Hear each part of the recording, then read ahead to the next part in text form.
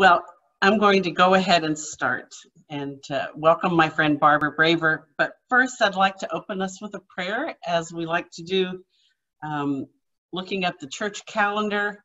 There's always something wonderful in the church calendar. And yesterday was the feast of Augustine of Canterbury of old. And today, wonderfully, is the feast of Bertha and King Ethelbert of Kent, who are the monarchs who welcomed Augustine of Canterbury when he came to Britain. So these are people that it's impossible you've never heard of, but they are our spiritual forebears. So I'm going to go ahead and, Bertha of Tours, are you kidding me?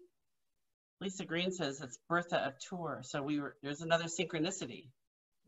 To go with our Martin. I wonder if she's after our Martin. Anyway, I'm going to open with the collect that we have for Ethelbert and Bertha. Let us pray. God, our ruler and guide, we honor you for Queen Bertha and King Ethelbert of Kent, who, gently persuaded by the truth of your gospel, encouraged others by their godly example to follow freely the path of discipleship. And we pray that we, like them, may show the goodness of your word, not only by our words, but in our lives. Through Jesus Christ, who with you, one God in glory everlasting. Amen. Amen. So, Barbara, let's just talk for a second about that synchronicity, which I know is one of your favorite things. My colleague Lisa Green reminds me that that, as I mentioned, we're named for St. Martin because of the church at Canterbury, and it's because of Bertha, who was from Tours, which is amazing. It is amazing. It is amazing. And it's one of those examples of the God's universe caught in the act of rhyming, which is a wonderful quote from the English mystic Evelyn Underhill, who said, "There is no such thing as coincidence. It is God's universe caught in the act of rhyming." Yeah. And I actually think that, given that we've known each other since about 91 and don't get to see each other very much anymore, that there's something wonderfully synchronous in our being here together. It is. Yeah, I agree. I'd like to, if I could get you to, as you know, we sent people the little interview that you did, a link to the little interview, and just a little bio. But I wonder if you have a sort of a quick overview that you like to give. And people say, well, what do you do, and what have you done, and what did you do? Oh, my heavens. Do you have a little? Well, I don't have anything sort of canned and prepared, but I can say everything seemed to have to do with God's universe caught in the act of rhyming. I ended up, I grew up in Pittsburgh, Pennsylvania. I went to Duquesne University, which is run by the Roman Catholic Holy Ghost Fathers, who were sort of at the vanguard of Vatican II. And so even though I didn't quite realize it, I was getting a good theological education from them, because if you were an English major, as I was, you had to have 20 credits of philosophy for which read theology. So that was a wonderful thing that happened to me that I didn't actually plan on as I headed off to college. And I ended up in Boston because of one of those synchronous things. I came to Boston and worked for a company that was the offshoot of MIT, a nonprofit, which is where I met my husband, which of course was complete coincidence there. And then I was staying home with my children, my little ones, and making jam and having a good time. And having been a newspaper reporter, a friend who was the editor of the Episcopal diocesan newspaper in Massachusetts asked someone she knew who was a reporter for the Boston Globe, did he know anyone who did freelance stuff? He said me. So that conversation, well, long story short, I did some freelance things, and then her husband was a priest, and she and her husband went off and went, and she said I should be the next editor of the Episcopal Times, and I resisted that. But I went to see the bishop at that time, who was John Coburn. I was to have an interview, and I was just blown away thinking how this would all happen. And when I got to the door, they said, he's at his house today. And I thought, oh gosh, that's even more daunting than meeting him in the office. So I went to his house and the door opened and John was just saying goodbye to one of the people I'd interviewed, who had been the chaplain at MIT. And when I interviewed him, I kept saying, you feel drawn to parish ministry from what you say. So he walked out the door and he said to John, this is the woman who told me everything about myself. That's so then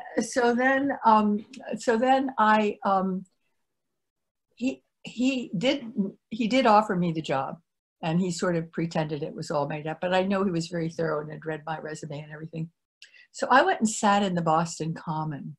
I love to tell this story. I'm glad you asked this because I wouldn't have thought that I'd ever do this. I went and sat in the Boston Common and I thought, oh my, I mean, I really did not want a job that was almost full-time and in Boston, because we live in Gloucester, Mass, which is about 40 miles away, train ride.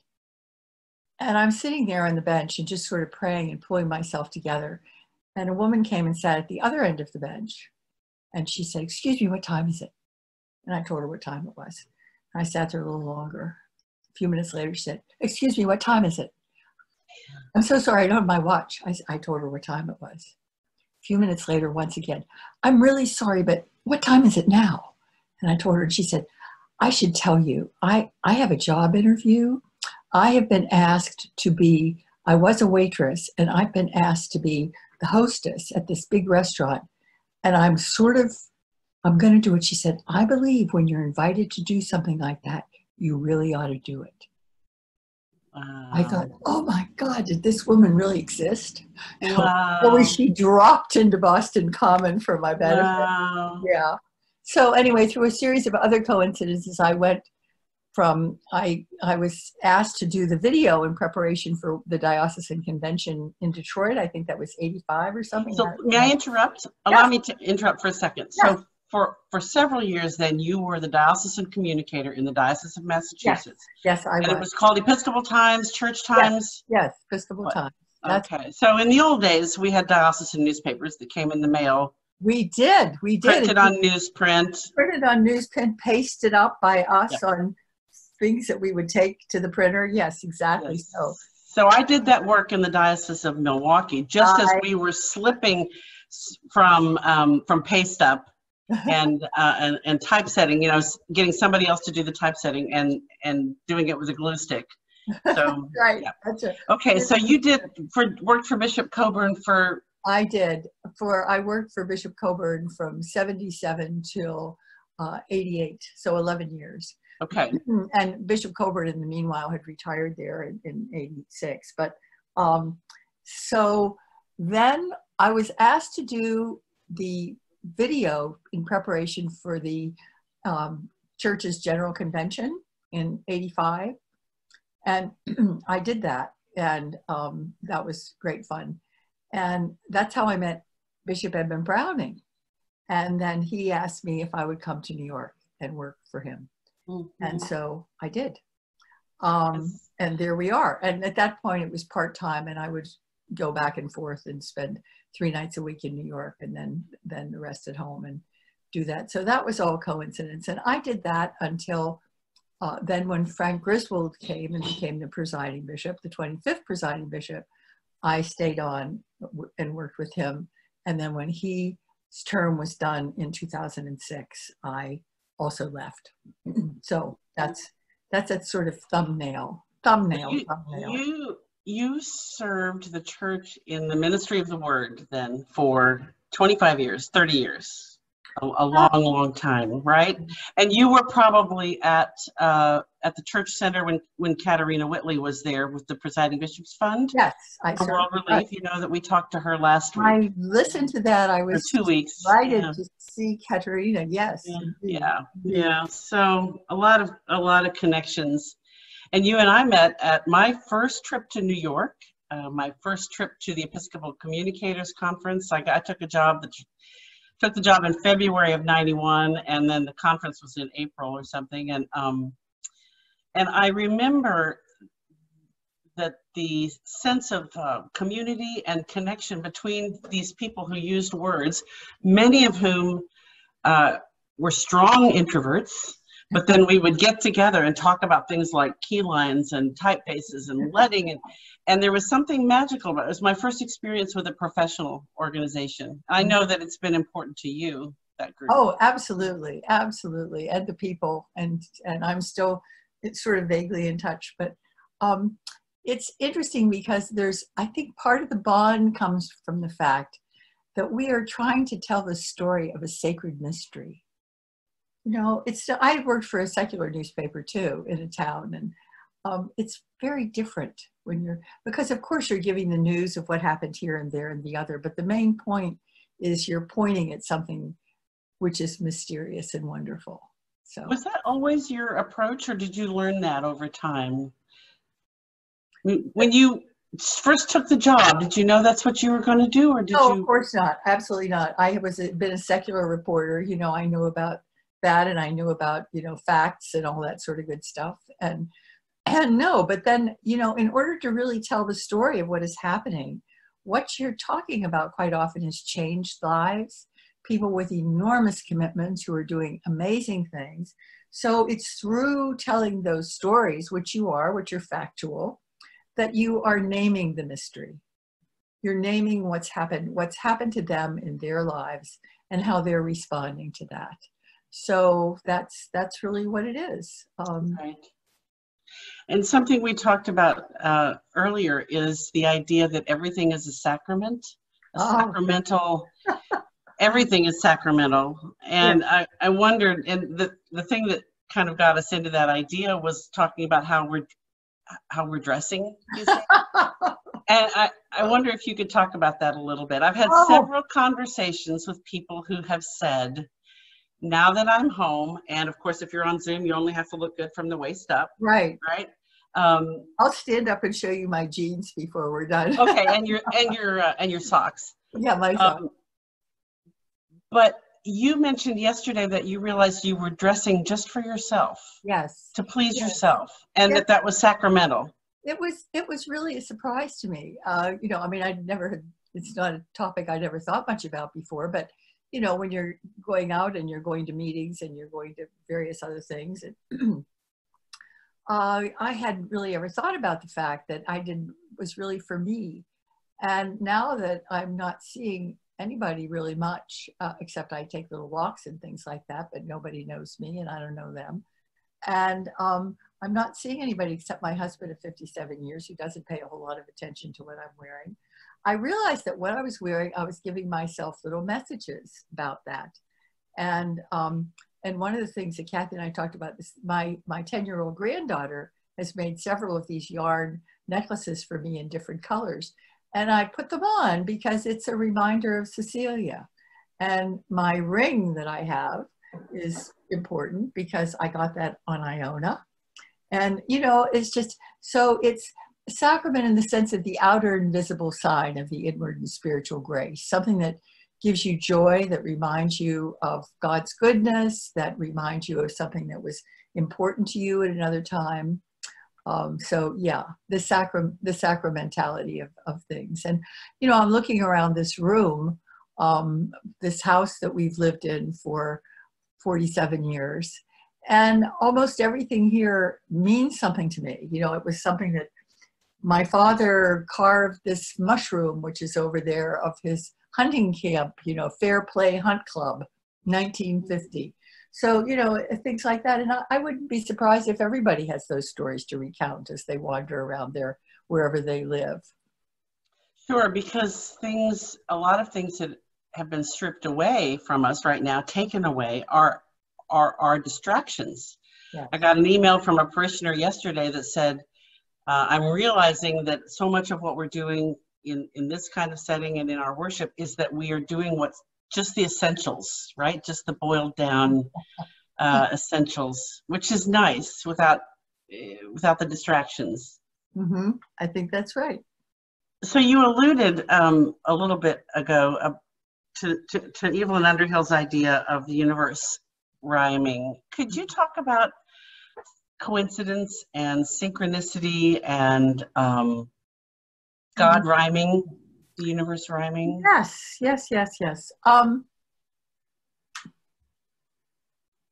Well, you know, the term synchronicity was coined by Jung.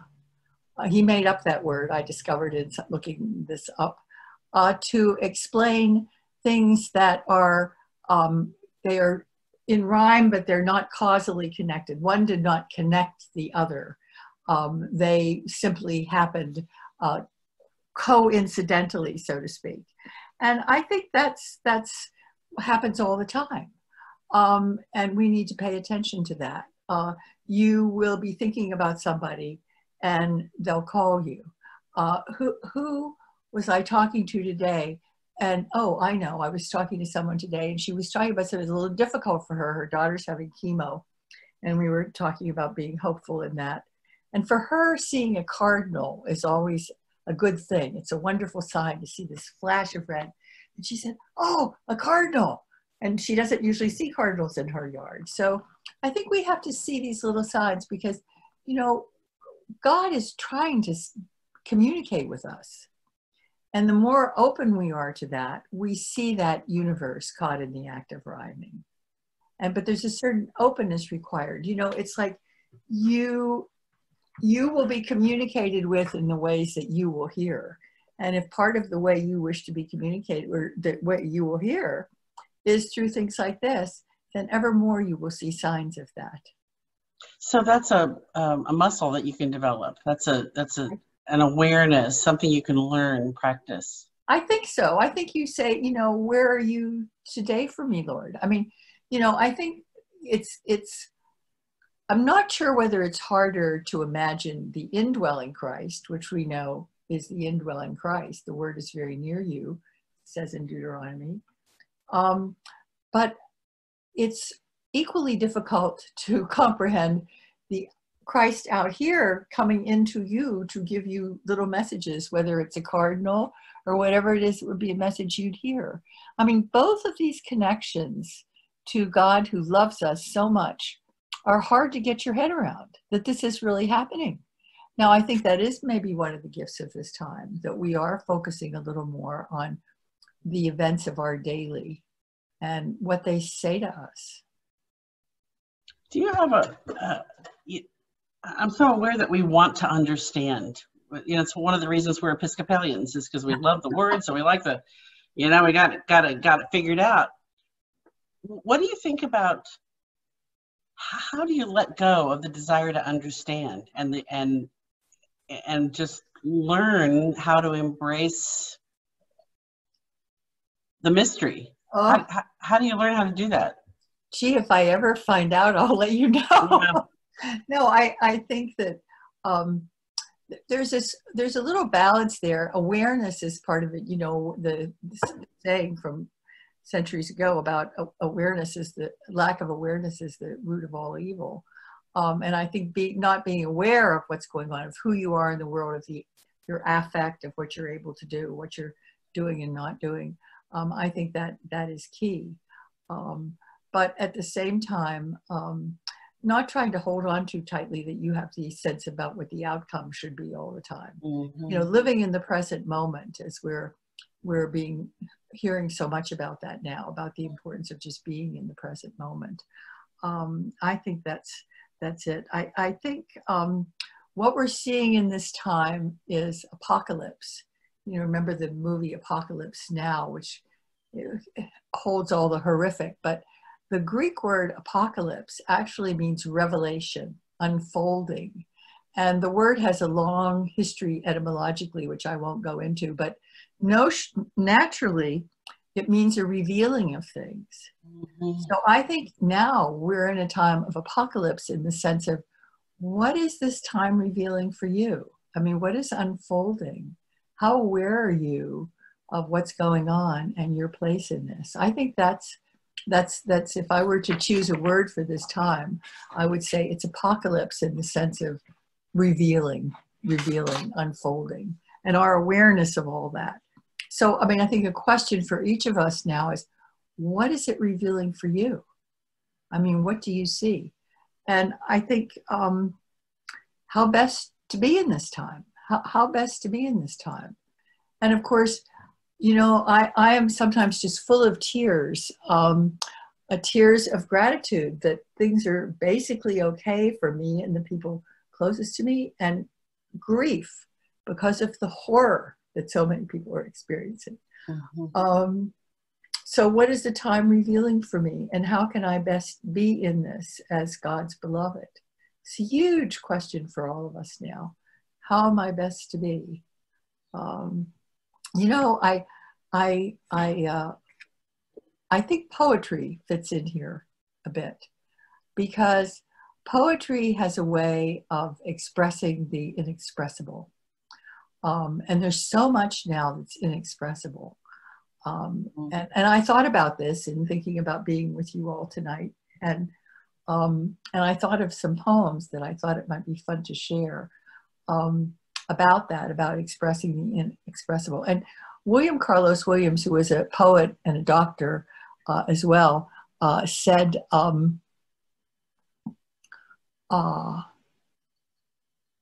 you cannot get the news from poems, yet men die miserably every day for lack of what is found there.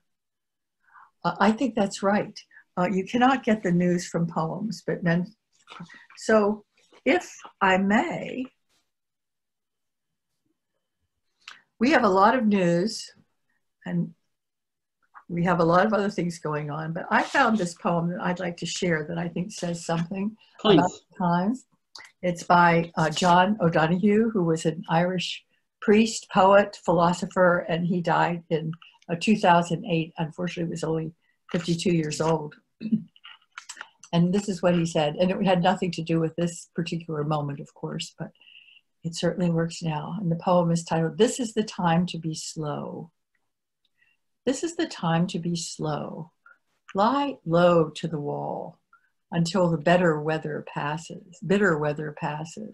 Try as best you can not to let the wire brush of doubt scrape from your heart all sense of yourself and your hesitant light. If you remain generous, time will come good, and you will find your feet again on fresh pastures of promise, where the air will be kind and blushed with beginning. Isn't that good? I'm going to read that again. I think you have to have pure hope twice. Mm-hmm. This is the time to be slow. This is the time to be slow. Lie low to the wall until the bitter weather passes. Try as best you can not to let the wire brush of doubt scrape from your heart all sense of yourself and your hesitant light. If you remain generous, time will come good, and you will find your feet again on fresh pastures of promise, where the air will be kind and blushed with beginning. Isn't that good? So good. Oh. You know, one of the things that is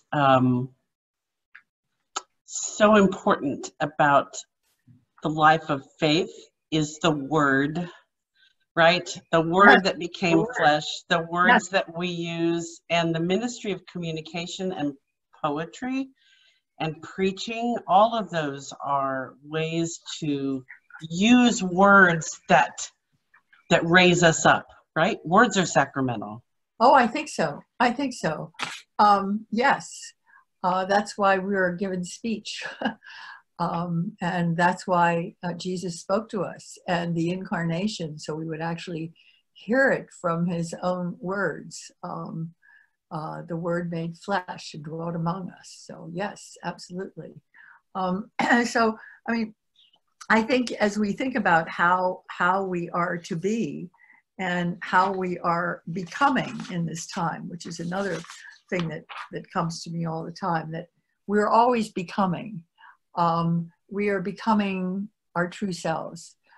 We are becoming who God knows us to be, who loves us better than we know ourselves. And so anything that is particularly when you have an experience like this, where it's sort of time out of time, the notion that you are taking this time and you are becoming, and to do that in a conscious way. But of course, not to be too heavy on yourself, because it's so easy to get into this thing of, well, this is, I should be learning to do this, or my whole garden should be gorgeous. And why do I have that mess in my attic? Oh, for God. And why haven't I gone through these files? And I haven't read enough books. And, you know, we can really get into that with our becoming. And I think what we need to remember is that this is a time of great stress as well, which is taking its toll. Right. I find I do not have the energy that I normally do. And, you know, I think I'll get up. There are times when I sleep until 9 o'clock in the morning, which for me is bizarre. But then, of course, by the afternoon, I need a little rest. And I'm finding this from people who are much younger than I, including my grandchildren. You know, it's just a time out of time of stress. And I've heard from a lot of people that their dreams are just going nuts. oh, Because our minds are exhausted from just the stress of living, that when we go to bed, then the lizard brain can run rampant, and people are having the most bizarre dreams. I can attest to that. Yes, exactly. And my husband, who recounts his to me, can say the same thing. Absolutely. So sheltering in place is complicated. And I think that sometimes sheltering with other people is complicated. Alone or with others. Either way, it's complicated. It's hard. And I think that especially if you are in a small space with a large number of people, or even, you know, a family of 4 in a small space can be really hard. Curtis Almquist, the Reverend Curtis Almquist of the Society of St. John the Evangelist, and I know he's an important person to you too, Kathy. Curtis said, the SSJE, I should say, has something online called Brother Give Us a Word. You could look Society of St. John the Evangelist if you're interested. Many of our folks subscribe. Oh, good. Okay. Yeah. So you have lots of resources there. But Curtis said, we have a word for these people we're with who annoy us. There are teachers. And I think there's something to be said for that we can do that. Curtis, go ahead. Sorry, Curtis came to my school when I was a school chaplain in Austin at an Episcopal school. He came to my chapel meeting one day and was wearing his robes, and the kids thought he was a Jedi, which was hilarious. And someone asked him, one of the kids said, "What is the hardest thing about being a monk? You know, is it the poverty? Is it giving up your control over your life?" And Curtis thought about it the way he does, you know. He said, "The hardest thing about being a monk is the other monks." That's right. That's right. And I once heard, I think it was another monk in that community, and I won't quote him because I'm not sure he was the one who said, he said, the hard thing is that you never get what you want. You know, it's not just about you decide this is what I want. It's that you make cooperative communal decisions, and that's complicated too. So, so people are having this experience now and finding irritation in the people around them that they previously didn't feel. So there's the irritation, there's the exhaustion. I was amused that I keep a journal, but in addition, sometimes I'll write in my little calendar book what happened on that day. You know, like meeting of the so-and-so, board for the so-and-so, and you know, library board, blah, blah, blah. And I find that I'm writing things like, Alan and I ordered calzone from Mike's Pizza. They left it in the trunk. So this is the most important thing that happened to me all day. They left my calzone in the trunk. Right. You know, I gave them my credit card on the phone and they left it in the trunk.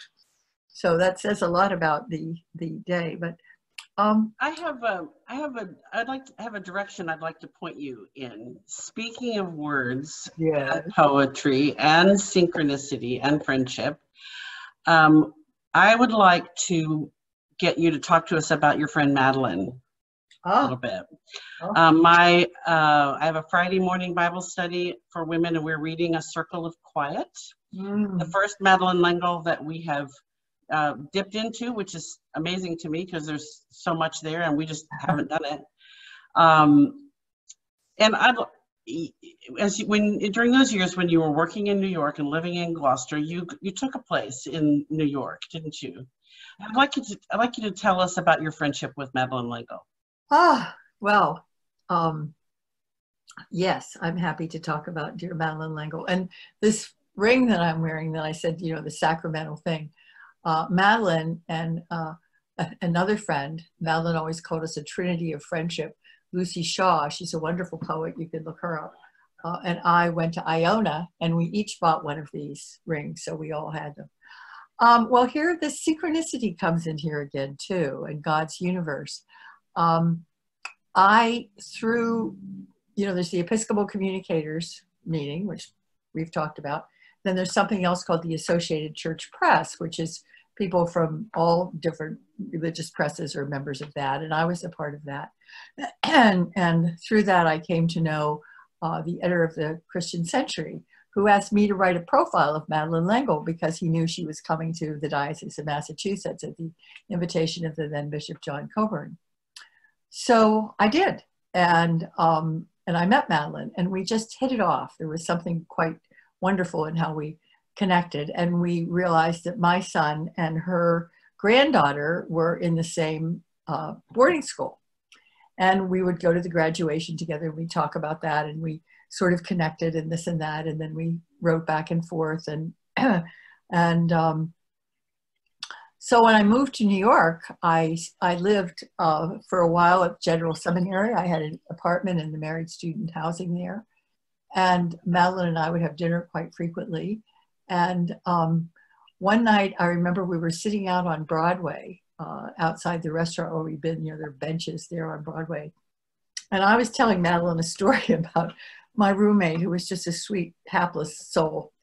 And I was telling Madeline that she would follow me around in the morning, talking to me about really interesting things, like how long it took the iron to heat. And Madeline sort of convulsed, and she said, "This is it. You're meant to come and live with me." Her granddaughters had lived there when they were in college, and they were mostly not there. Her husband had died the year before. She had this huge apartment, and she traveled a lot and was often not there. But she said, "No, I've been praying that something like this would happen, and this is what's happening." And so I did. I moved in with Madeline, and we lived together there for many years, and it was a wonderful experience. And we laughed a lot, and we prayed. We said Compline every night. Madeline was very, had opinions about the Psalms. I remember one Psalm, and I don't remember the precise wording, but about never have I seen the righteous begging or whatever. No, it said, "That's ridiculous. Of course, just because you're righteous, so you might still be begging." Or I remember when it says, the maker of heaven and earth, she'd say, no, it's who is making the heavens and the earth, who is making. And so that was really great fun and a great joy. But it's interesting because this is a really interesting synchronous thing. I was talking to Madeline's granddaughter the other day, and I found out that there's a podcast that Charlotte did about the new book that's out. Yes. So I was listening to the podcast this afternoon. I had never listened to it before. And I suddenly realized something. I don't read Madeline's stuff anymore. And I thought, why is that? I have lots of books. If I pointed the camera the other way, you'd see the computer. But I said this to my husband. This was shocking to me. It's because it just makes me miss her. Mm-hmm. So I guess that's what happens with friends. I don't want her to be the Madeline on the page. I want her to be the Madeline who was my good friend. But anyway. That's so sacramental.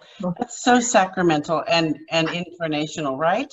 Yeah, it's not about words on pages. It's about that's right. About love and the universal Christ and friendship and laughter, right? We had a lot of laughter. I remember she was having trouble with her computer, and she said, I am going to go out into the field and find a goose and get a quill and make a pen.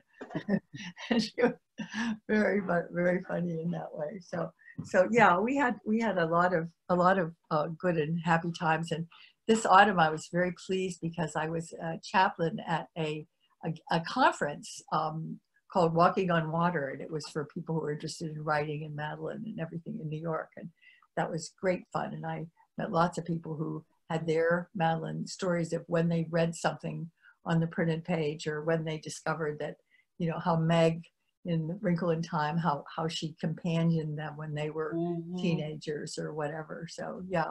So thank you for asking me about that, Kathy. I don't get an opportunity to reflect on that very much, but it was a wonderful thing. You were probably responsible for having her come and speak to the conference, the Episcopal Communicators at Canuga in whenever it was. Yes, exactly. Whenever. And we had dinner. Anybody who's been to Canuga can picture the dining hall, where it's all sort of round tables and low ceiling and sort of a long room of round tables. And I was with some friends. In fact, at Canuga, they made us share rooms. And so several of my friends, Sarah Bartenstein and Nan Ross, a bunch of Alice Clayton, those of us who were introverts were pissed that we had to share space. So we shared a space together because we knew we could not talk together. But so there was one of the nights for dinner when I ditched my friends because I saw an opportunity to sit next to Madeline at dinner. So I totally ditched my friends and scored a seat next to her. And it was one of the great moments of my life. And she's the first person I ever told out loud that I wanted to be a priest. Wow. Oh, yeah. Isn't that interesting? Yeah, it was an important moment. I mean, it seemed like one of those, just can't let this moment. Not that she was going to do anything about it, but she's the first person I ever told. Wow. And so I have you to thank for that, Shirley. Well, there you go. There. There we go. The universe caught in the act of rhyming again. That's exactly right. Exactly right. Oh, so befriending yourself. I've thought a lot about that during this time, because I think, and those close to us, our teachers, the ones who are annoying us. And this is another reflection, which I love. It's called Persons in the Making, and it's by Eric Sims Abbott, who was the Dean of Westminster from 59 to 74. And this is what he says. We are all persons in the making, and in a real sense, we are making and remaking one another. But how often personal relationships are marred by hasty, partial, or over-severe judgments. We must help one another, not judge one another. And we must leave the final judgment to the divine patience. One of the greatest promises of the New Testament is that we are accepted in the beloved. Let us try to be ministers of acceptance. Thinking about that, thinking about the people in tight quarters who are annoyed by the person who, always leaves the ketchup stains on the table, or other equally heinous crimes. I'm going to read that again too. We are all persons in the making, and in a real sense, we are making and remaking one another. But how often personal relationships are marred by hasty, partial, or over-severe judgments. We must help one another, not judge one another, and we must leave the final judgment to the divine patience. One of the greatest promises in the New Testament is that we are accepted in the beloved. Let us try to be ministers of acceptance. So as we are here being irritated, which I just a few minutes ago, I heard my husband running the vacuum cleaner in the other room. I should have been pleased, but I thought, now you know that I'm on I know. The awareness of how it is for others too, because, we talk about we're all in this together. And we talk about how social distancing, and it's not social distancing, it's physical distancing, and we really are all in this together. However, we are not all experiencing the same things. I mean, some people who are heroically putting their lives on the line to help other people, some people who have lost their lives, people who grieve. It's just different for everybody. And I think about that as we take in who we are and who we are becoming, to have the we be big. And here's a wonderful thought by Warsan Shear. Later that night, I held an atlas in my lap, ran my fingers across the whole world, and whispered, "Where does it hurt?" It answered, "Everywhere, everywhere, everywhere." So as we are becoming ourselves and trying to befriend ourselves and trying to be ministers of acceptance for other people, to be aware of the vast cosmic thing that's going on here and how it's affecting people in so many different ways. Yes, and the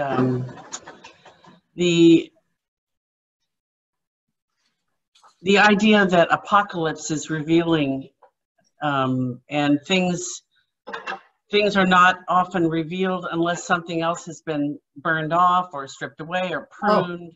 Oh. So the Revelation to John, of course, the old name for that is the Apocalypse of John, right? Yes, exactly. I'm reminded of a trip to Mesa Verde in the Four Corners area of Colorado, right? Yeah. And we were there one time right after a horrible fire, and fire had ravaged the park, mm-hmm. and destroyed some sites, some historic sites, the ancient people, but other sites were revealed.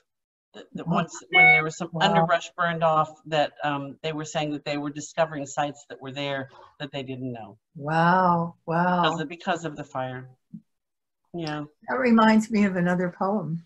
Sure. This is a poem by a friend of mine. You won't know her as a famous poet, but she is a wonderful poet. Her name is Priscilla Treves. It's called Growth. Like any seed, I must endure the split, live out the cruel dividing pain of it, release the outer form to inner heart, so growth can push resisting rims apart. Allow the dull protective coat to shred and lie in dry brown husks, completely dead. New miracle, now watered by my grief, emerges, sturdy stem and tender leaf. Growth isn't always easy. We're learning or becoming, not always easy. So that, let's take it from that personal encouragement, the personal encouragement to pray about and to ponder what we're becoming, and talk about, I know that so much of your work has been done in you're using your words for justice and justice building, and that pain of how can we turn ourselves, how can we grow, and then also help the world heal. I'm not sure exactly I can be more specific with my question than that. But surely it's not just a personal exercise, right? It's a communal exercise. Oh, absolutely. I mean, we are here for the sake of one another. That's our understanding of this. Our understanding of, well, I was thinking of Saint Martin of Tours, and the notion of the story, which I hope I'm remembering correctly, about him cutting his cloak in half to give to the beggar, and then having the dream that it was Christ. Right. It was really, that was who it was. And then, the biblical notion of what you do for the least of these, for those who need it, you do for me. And so, of course, that's sort of foundational to our sense of how Jesus in the incarnation came to teach us this particular thing. So yes, it is absolutely, it is about others. And I love that. I love that story of the person for whom your church is named. Well, that's a lot. Very important to us. It's really part of that's our origin story. I think I mentioned to you that giving away half of our income was meant to be our raison d'etre. We at our founding decided to do that. And it's something we strive for all the time. And now we're starting to talk about things like our time too, and our talents and our treasures. Yes. I think we're actually closer to 50% than we think we are in terms of what we give away. Wow. Well, that's absolutely wonderful, Kathy. Yeah. It's just great. I mean, you know, and the thing is, it's not just all about money. I mean, sometimes things that are absolutely have no particular monetary value mean everything. And you know, it can even be the kind word. You know, the acceptance, the fact that this person knows that they're important to you and to your parish, or that this activity is supported by your parish through people's time. Yeah. I can't remember if you've said this yet, but you said something about how with our physical distancing, we are actually socially becoming closer. Oh, absolutely. I think we see that all the time. I mean, I had a story like that. I was out in my car and I saw these wonderful birch logs by the side of the road. I thought, that's good for a cozy fire on a chilly evening. And so I got out of my car and I was bending over them and I saw a car go by and turn around and come back.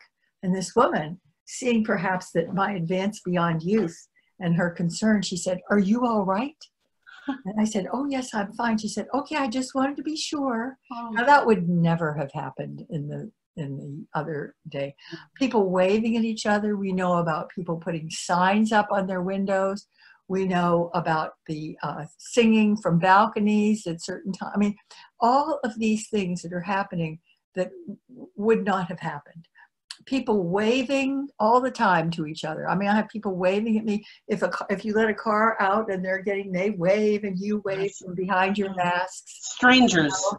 Strangers, yeah. Of course, because we have this sense of our closeness. And I think this can, in fact, be a gift of this time. And there are gifts of this time. I think pointing out what we're doing to our environment. I mean, seeing the air so clean, seeing animals rushing out and happy. I mean, there's a wonderful video I saw where it was around the world, animals who'd come from their usual habitat hidden into the streets. It was hysterical. The funniest one was an elephant down the street, walking down a street, and a man on his motorcycle coming near it and then seeing the elephant and pulling off and veering off and running away. So, but, you know, yes, and we're seeing these social inequalities. I mean, we're seeing who is most hurt by this. We're seeing the inequalities in education because of this, how much harder it is. I mean, and we can't just see these and say, wow, wasn't that something? It was much harder for some people than for others. It's up to us, especially those of us who believe that we are trying to follow Christ, to do something about this. It's just not okay to observe it and let it go. And I also think it's up to us because as Christians, we are people of hope, and to share that hope, so that it's not just something awful happened and the world will never be the same again. That's probably true. That's why I like the phrase. I was at a board meeting for a board I serve out of a homeless shelter, and people were talking about when we were going to reopen because we weren't able to do it the way we had been. We had to have a different system. And we suddenly thought the word reopening is not it, because it's not just about reopening. And we came up with the phrase, the new chapter, in the next chapter, what we're going to do in the next chapter. And that really made a lot of sense to us. And the notion of hope. I have something that do we have a few more minutes? Where are we? Yes, we're yes. Okay. I think realizing that we are God's beloved is helpful always. And right now it's really helpful. So here's a poem by William Stafford. He was a poet laureate of the United States. He was also a pacifist, and he died in 1993. There's a thread you follow. It goes among things that change, but it doesn't change. People wonder about what you are pursuing. You have to explain about the thread, but it's hard for others to see. While you hold it, you can't get lost. Tragedies happen, people get hurt or die, and you suffer and get old. Nothing you do can stop time's unfolding. You don't ever let go of the thread. And as if we did not know what that thread was, there's another poem which I love by Howard Thurman. Also threads. The threads in my hand. One thread is a strange thread. It is my steadying thread. When I am lost, I pull it hard and find my way. When I am saddened, I tighten my grip, and gladness glides along its quivering path. When the waste places of my spirit appear in arid confusion, the thread becomes a channel of newness of life. One thread is a strange thread. It is my steadying thread. God's hand holds the other end. God's hand holds the other end. So remembering that we're held and being able to remind other people of that, however we do it, even if we don't need to go and preach to them, we can just be who God wants us to be for them. And then we're doing it.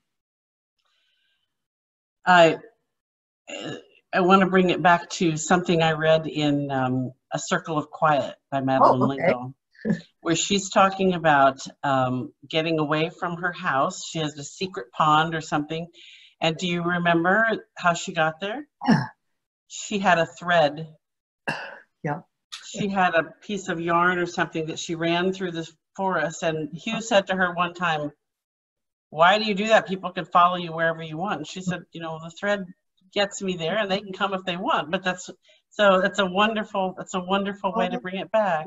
Wow, I had forgotten that. That's wonderful. That's wonderful. And I did visit her there and see that place. Oh, wow. Thank you for that reminder. Yeah. Thank you for that reminder. I think if we can, as we are becoming, as things are unfolding, as they're being revealed, as we're trying to hold the thread, and as we're trying to help others to be aware of this through our own stuff, I think the word that my word here now would be hope. To hold on to hope. And this will be my final little thing here, poem here. Oh, except for something maybe silly. I have a small grain of hope, one small crystal that gleams clear colors out of transparency. I need more. I break off a fragment to send you. Please take this grain of hope so that mine won't shrink. Please share your fragment so that yours will grow. Only so, by division, will hope increase, like a clump of irises which will cease to flower unless you distribute the clustered roots, unlikely source, clumsy and earth-covered of grace. That's Denise Levertov. Oh, very nice. We will, you and I will try to remember the things that you've read and send these out to people. I will send them to you, of course. Okay. There's an automatic follow-up email that goes from the Zoom machine, and we'll include in that the references of the poems that you've read. Okay. Do you have time for the silly one? Absolutely. And then I'm gonna invite you to close us with a prayer. So heads up on that. Okay. All righty. So I don't normally look like this. Well, none of us ever normally. I find that my granddaughter said, Oh, Granny, it's like the little curl. The girl had the little curl right in the middle of her forehead. You look great. I think you look great. Thank you. Thank you. This is a poem I wrote. She was frightened by her hair, and she met it afresh in the pale new mirror of early morning. Each strand possessed of separate will and independent spirit, various in color and in attitude, fully erect, battle ready, soft tendril, cheerfully compliant, tightly curled, poised and dangerous, and the docile ones, hapless, unprepared for this due day. She was frightened by her hair, each strand unbidden, revealing her unseen inner tangle.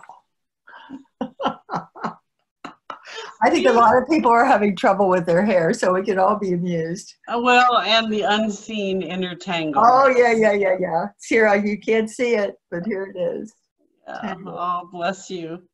Well, bless you and all of you I can't see who are there, who've taken this time to be with us. It's just been wonderful for me to feel surrounded by people who are in this together with us. Yeah. Well, the other thing, the word threads is one of the words we use. Our newsletter at church is called The Threads. Oh, Threads now there's another. I didn't know that. What can we say? What can we say? We're working on redesigning our logo, and it's going to have threads in it. So it's all good. It's all good.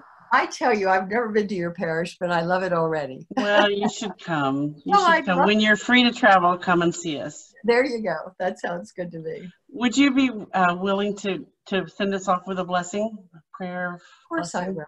Of course I will.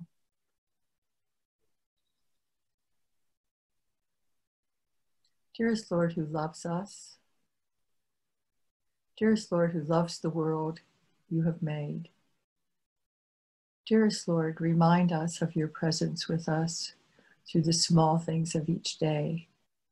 Show me how I may be your hands and feet, even when my hands are tired and my feet are weary. Show me how I may be your hands and feet in this world that you have made. Show me how I may express my love to your world. Let me continue to feel your love, please, so that I may be strengthened to do whatever it is I might do in your name. In your name I pray. Amen. Amen. Thank you. Thank you to the 32 computers that signed on. I think that there are probably more than one person attached to each of those. So we have a really nice crowd tonight. So that's lovely. Yeah, that's lovely. I'm so grateful to you, and it's lovely, lovely to see you. Thank you so much. Thank you, and thank you for asking me, and thank you to all of you people. It's been just wonderful for me to have this time with you, even though I can't see you. Maybe someday I will. It's the communion of saints, right? Those we love but see no longer. That's exactly right, and they aren't just the formal saints with the capital S, the communion of saints. We need their help and prayers too, That's including right. Madeline. I'm sure she's listening. Yeah. Take care. Well, I'm getting several messages from people saying thank you. So. Oh, good. Thank you, Barbara. Kathy, for what you're doing for your congregation. I really applaud you for your particular efforts in this. And you know what? Knowing you for all those years, it doesn't surprise me at all. Yeah, well, I'll tell you what, the people we have from, the people in our community it's a really special community. So it ricochets. Good. All right, my friend, I'm going to hit end and then we will all disappear. We'll all be gone. Okay. Bless you. Take care. Bye-bye.